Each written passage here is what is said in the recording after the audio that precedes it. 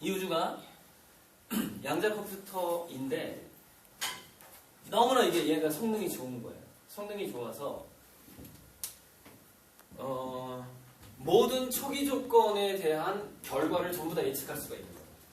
그래서 우리가 현재 이 지구상에 있는 모든 조건을 얘는 다 이해를 하는 겁니다.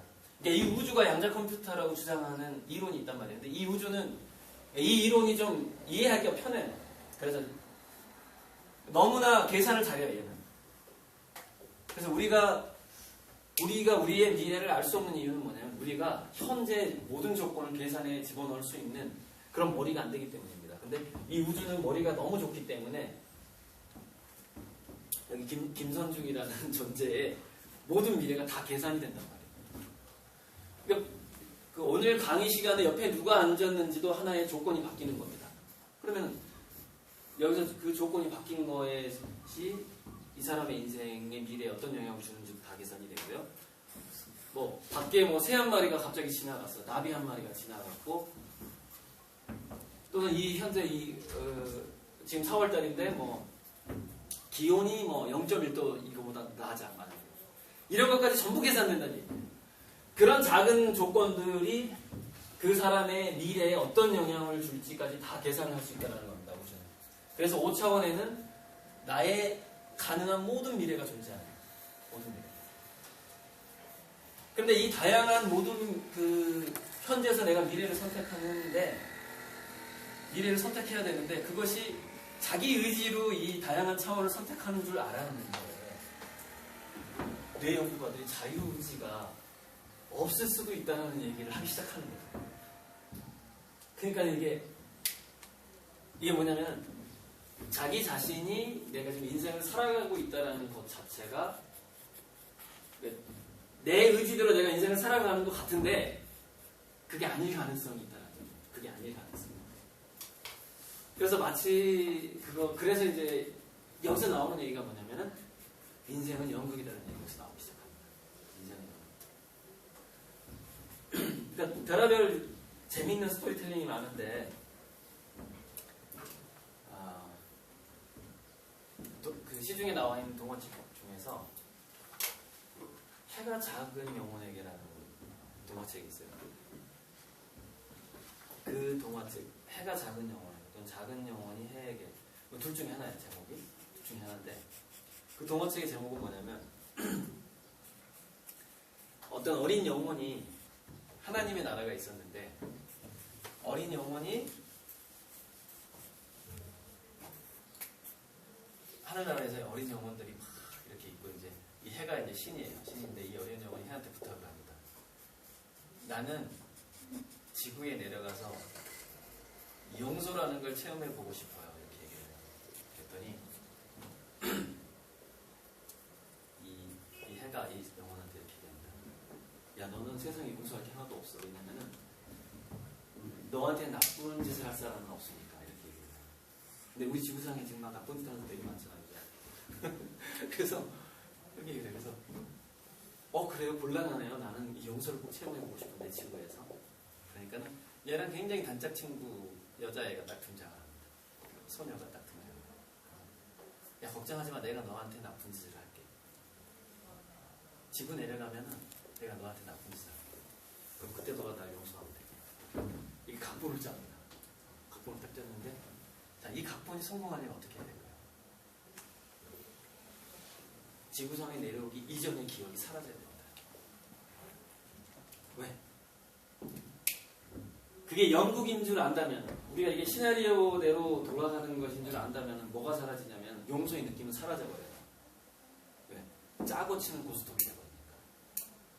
그래서 신화에 나오는 게 레테간이라는 게 나옵니다. 망각의 강.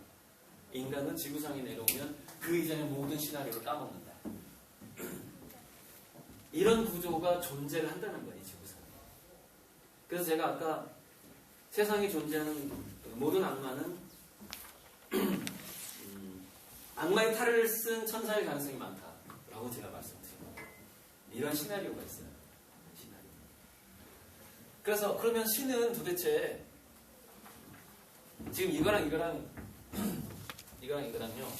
이 동화 스토리하고 이 차원의 이야기가 제 머릿속에서는 하나입니다. 설명하기가 이걸 하나라고 설명하기 좀 어려운데 제 머릿속에 이게 이미 하나로 엮여 있어요. 그러면은 신은 도대체 왜 이런 구조를 양자 컴퓨터가 신이라고 생각해도 돼요.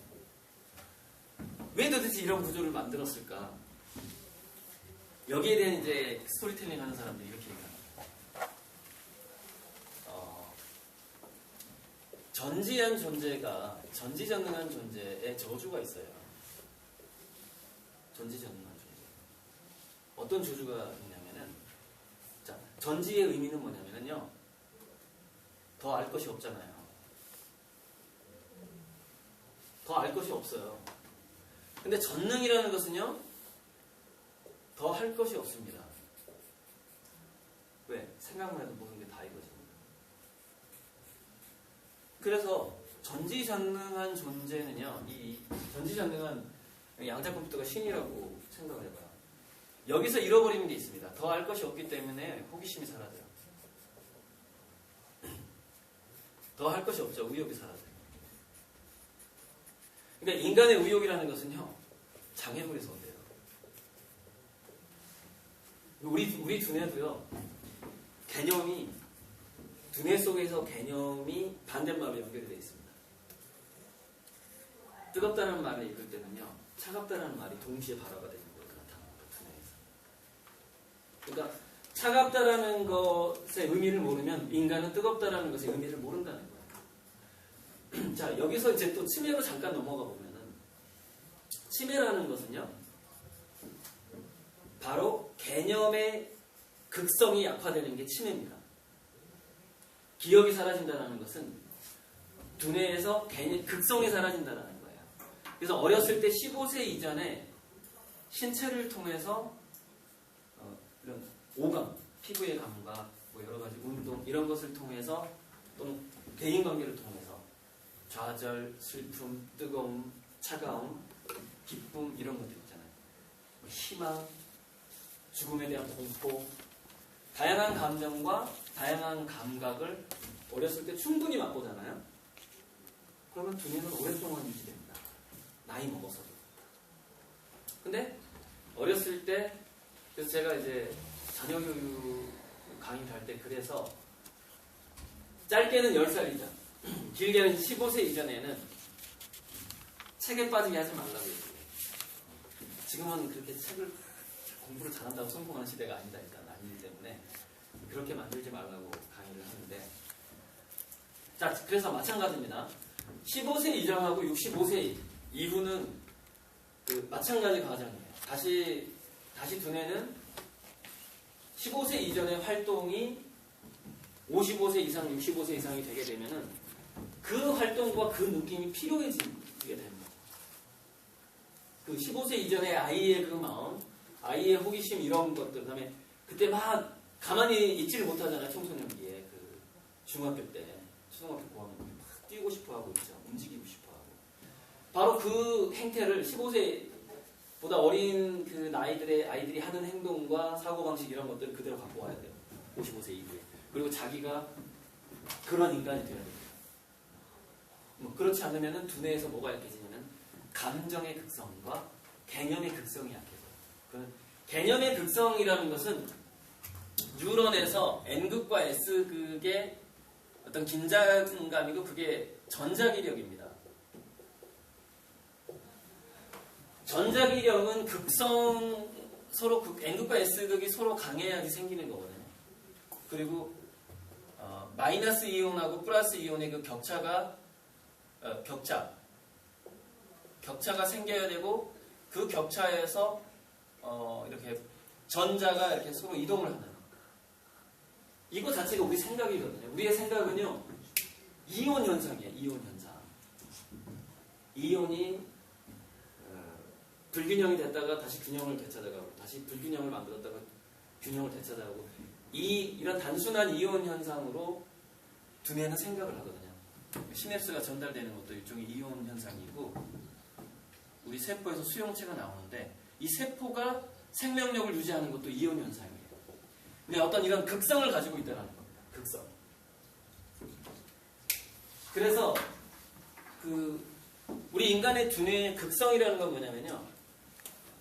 극성이라는 것은 어떤 활동이에요, 활동. 근데 어떤 활동이어야 되냐면 의미가 있는 활동이어야 됩니다. 또는 재미가 있어야 돼요. 그러니까 인간에게 뭔가 이온이 전달되는 것이 정보가 전달되는 것이잖아요. 그죠? 그래서 인간은 뭔가 자기가 표현 욕구하고 전달 욕구가 있어야 돼요. 인간이기 때문에. 동물은요, 이 표현의 욕구와 전달의 욕구가 있어요. 근데 동물은 뭐만 전달을 하게 되냐면 되게 일단은 자기 DNA를 전달하고자 애를 쓰게 됩니다. 그래서 번식에 굉장히 거의 모든 에너지를 번식에 써요. 동물 단계에서는. 그 다음에 조금 더 진화된 게 아주 단세포, 아주 작은 미인물들은, 그러니까 진화가 좀 덜 된 애들은 주로 자기만 먹고 번식하려고만 노력을 하고요.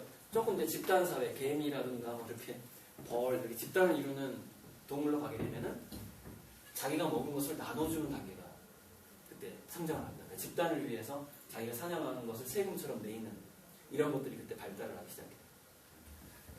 그게 이제 DNA에서 자원을, 자기가 이미 확보한 자원을 전달하는 단계로 발전을 하게 되죠.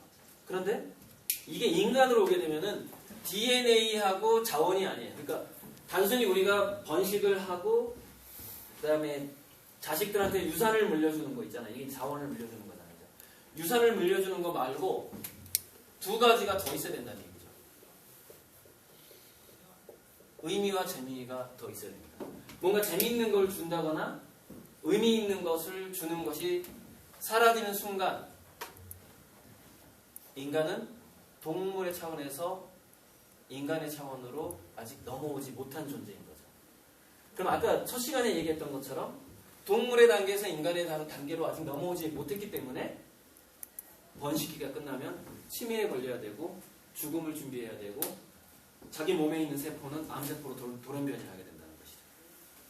이게 아주 기본적인 겁니다. 나는 자기 자신의 개성을 지금 현재 표현하고 있는가? 그 다음에 자기가 느낀 삶의 의미를 자기는 다른 사람에게 뭔가 전달을 하고 있는가? 이거 두 가지다. 이거 두 가지만이 우리 인간을 동물에서 인간의 단계로 심리적으로 그렇게 만들어준다는 거예요.